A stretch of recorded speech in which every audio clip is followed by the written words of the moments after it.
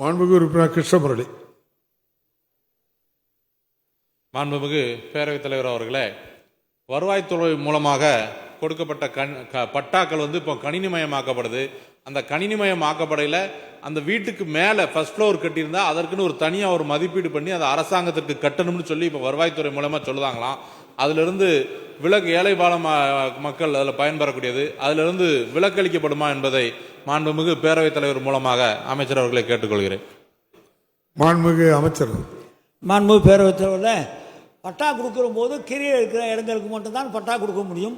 3 மாடி கட்டியிருந்தால் 3 மாடிக்கு பட்டா கொடுக்க முடியாது. பட்டாவும் கிடையாது, வரியும் கிடையாது. ஆமாம். ஆகவே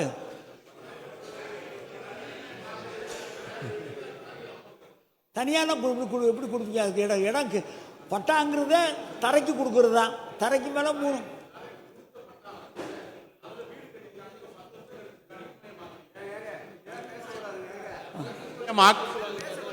கணினிமயம் ஆக்கையில அதற்கு மேல மாடி கட்டி இருந்தா அதற்கு பணம் கட்ட சொல்லி சொல்லுவீங்களா? நீங்க ஒரு கடிதமா கொடுங்க, அதுக்கு வேண்டி நடவடிக்கை எடுக்கிறேன்.